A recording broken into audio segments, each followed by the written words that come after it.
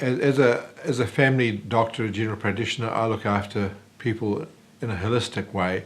I care very much for their total well-being, not just in bits of their care.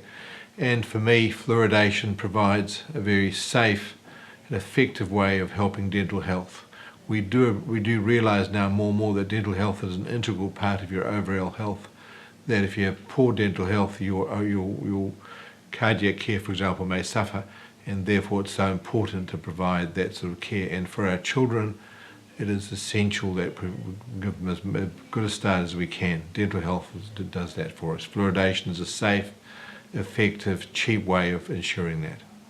I care very much that whatever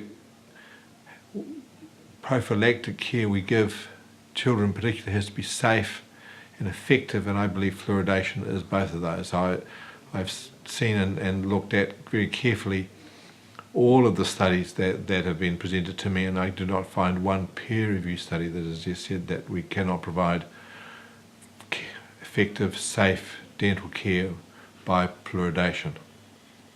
Yeah, I'm concerned that we haven't had a good scientific discussion or debate about fluoridation. It is often emotive, and people often with the loudest voices are the ones that are most listened to. And that's not safe science. We should be looking at the proper scientific basis for the arguments, not what is being read over the internet, because unfortunately the internet is a very poor distiller of what is good quality information and what is just hype. And if people base their decision purely on that, they're going to come up with some very strange responses, really. Fluoridation has had lots and lots of study performed, and there's not been one peer-reviewed study that I can find that has said that fluoridation is not safe. There have been lots and lots of studies that have said how safe and effective it is, and that's what I want to provide for my patients. There have been one or two studies that have been purported not to show fluoridation to be safe. I think nobody has ever said it's not effective. The argument has been around the safety profile part of it. And I think if you look at those studies, they have not been peer-reviewed, they have not been duplicated, and I think we can give very little credence to them still. I am concerned about the fact that these studies have been the ones that have been put out and purported to be the ones that people should listen to, and that's just not the case of the matter at all.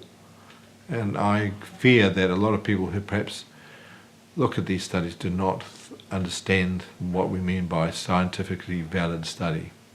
The media sometimes present the fluoridation debate as two equal arguments and not equal arguments. On one hand, you'll get often quite